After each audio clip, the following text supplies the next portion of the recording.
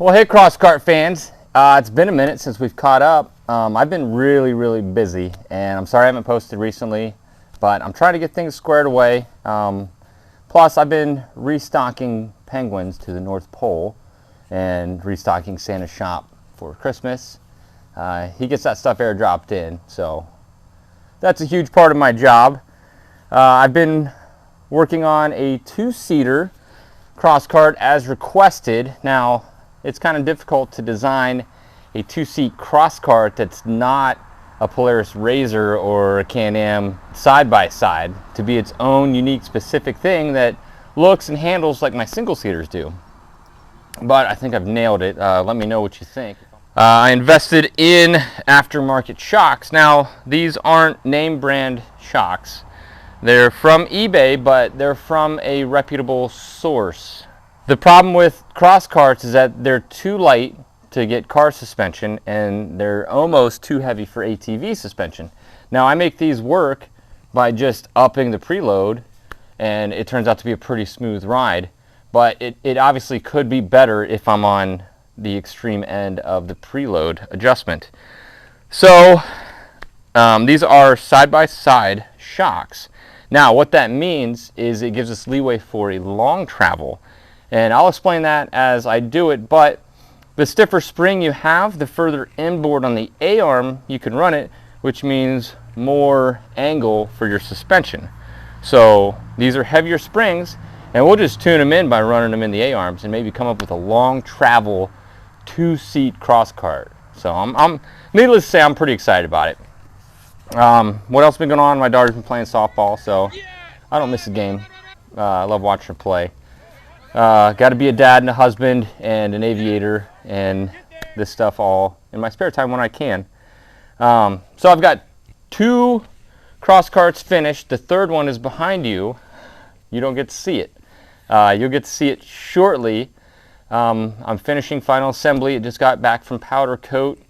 Everything's prepped. If you follow my Instagram or the KJ Raycing Facebook page, you're more privy than most as to where it is and its final assembly. So that being said, 3 Crosskarts done. Oh, one other thing. I entered this in a car show. I did win a trophy for most unique, and I had to take some time and get it set up in full Crosskart dress. It's got the hooking protection or Nerf bars, whatever you want to call it. The fenders put on. It's got the windshield, and it's just fully dressed, man. It looks good. And I got to drive it where I work on base on the flight line, which was a super treat. So, 3 Crosskarts. Next evolution is traveling, getting them to the racetrack. So, what I'm going to be doing in the next couple weeks is outfitting my cargo trailer. Now, this is a 24-foot cargo trailer, and these are roughly 8 feet long. So if you do some quick math, it barely fits 3 if you do some adjustment. So what I'm going to do is I'm going to put a winch in, make some brackets, pull the front end up because the front ends of these are super light, and try to fit as many as I can. I'm going to try to fit 3 with plenty of extra room for camping equipment, a grill, coolers, spare parts, tires, just whatever I need. So that's in the next coming week. I'm definitely shooting a video on that for you guys. I'm going to put lights all in this sucker. As you can see, the sun's not even down, and it's super dark in there. So big priority is getting a whole bunch of LED lights. Now, I'm going to run it just as a 12-volt system. I'm not going to do an inverter. I'm not going to have AC outlets. I do a lot of camping, so I'm pretty familiar with going off the grid for a couple days. I am putting in a solar panel. Now, this is just a 100-watt system. It was $169. All of this is on a very strict budget. Just like you guys, I'm on a tight budget. So, powering the trailer,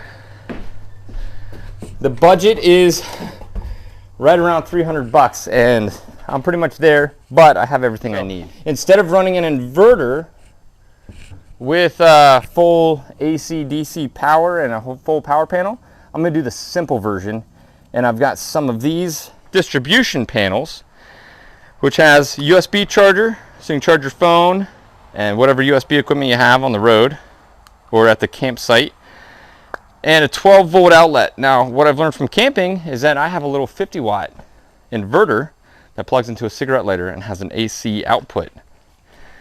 That's plenty enough to run an LED TV or to charge your laptop.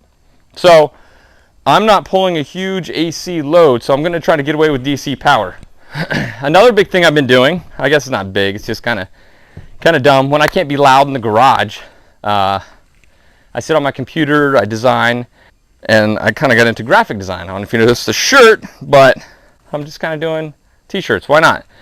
I've made a bunch of stickers, and it's kind of fun. I know it's dumb and it's not really my style. I'm a builder, but I like art. I'm kind of just an artist.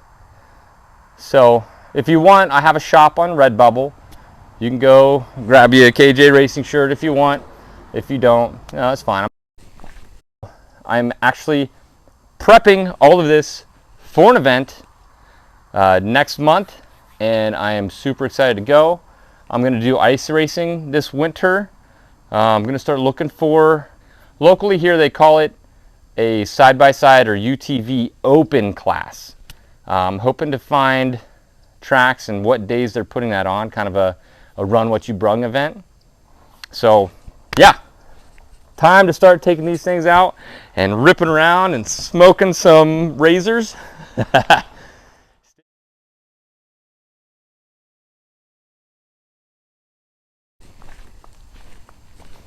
The question I get most often is, will you build me one? How much does it take to build me one? Are you going to sell these? The 3 I've made, I love them, and I can't part with them unless you have a big whole bucket full of money. Sorry. Obviously, I would love to build one for everybody, but I just don't have the time. So I did the best I could to give you something you could invest into yourself and save a whole bunch of money doing it, and have something that's yours, that you built, that you made. It is such an accomplishment to build a single seat buggy that stands out and call it yours. It's phenomenal. So if you're truly interested in it, take the leap. It's this was my first one, and I improved on the design and the way I build it. So somebody's first build could be incredibly easy. Just because they look nice doesn't mean they're hard to build. They look nice because I've put a lot of time into making them easy to build and making them look cool and finding that balance. There's a lot of people that's building them. So back to the question I get most often is, will you sell them? Will you make me one? How much? How much? Dollar signs. How much? I want one. Take my money. I agreed to build one for somebody, and I'll give you what that price was. He's paying me $30,000, and he gave me the donor bike. So that's what's going to get me to cave and get me to build you one. Now, full disclosure, I told him that he could get a Sierra car or a Speed Car Extreme for similar money, and he said he didn't care. He likes what I'm doing. He wants to support me, support my channel, wants to give me a kickback for all the good I'm doing. How do you say no to that? And he gave me the donor bike, which is a Honda TRX 700XX. So this is one of the optional, like, direct, easy donor bikes that you could use. It already comes with a independent rear suspension. It's got a fuel injected 700cc single. It's going to be super easy to swap. There's going to be plenty of room, and it's going to take not minimal but less effort than a complex 4-cylinder street bike engine build. I am insanely excited about it, and I'm going to build this thing, and I'm going to have to give it to this guy. But it's probably going to be a mega beast. No replacement for displacement. That 700 should smoke everything. Everything. Unless you're putting a Gixxer 1000 or a Busa engine in one of these, That thing's going to have all the torque in the world. I think it revs out, I think it redlines at like 8 or 9, like most ATV engines, which means you're going to have plenty of gear to get where you want to go. So now that I've told you this, if you do have a Honda donor bike and $30,000 in your pocket, it's still going to be time, because he didn't put a time limit on it. He wants me to build him one, and he said no time limit. This is a really cool guy, obviously, and I appreciate it. Thank you to him. It's going to be huge. It's going to take strides forward for you guys. All this stuff pays back in the outrun. It's going to fund more projects, new things, two-seater. I was thinking about maybe doing like a short course buggy version. How fun would that be? So, and then maybe something bigger. I've been the biggest fan of rally racing since I was just a tiny kid. Airplanes and rally cars. That was my whole world, my whole life growing up. So the end goal of all of this would be to build a personal rally car. And it's not too far-fetched. With all the technology, all the spare parts, all the design features, all the entry-level fabrication tools that we can get our hands on these days, it shouldn't be too far-fetched to build an entry-level rally car. I don't know. Stick around, keep watching. Thank you. I think I just hit 5,000 subscribers, which means 5,000 people in this world think it's really cool what I'm doing. Thank you. It's so cool. It's so cool. I'm going to keep at it, and you guys keep watching. If you like what I'm doing, tell your friends. Everybody that's bought the plans, I've received a personal message from nearly everybody that's bought the plans, and everybody's been so happy. Once they got started on it, they've been happy. There haven't been any complaints about the plans, which surprises me. Not that I thought they were bad, just it's kind of just a natural byproduct of selling something that people usually complain about. Like at least a percentage of people will complain about a product. It could be the best thing ever, but somebody's going to find something wrong with it. And so far it's been awesome. It's been absolutely awesome. So thank you again. Stay tuned, and I should see you guys next week sometime.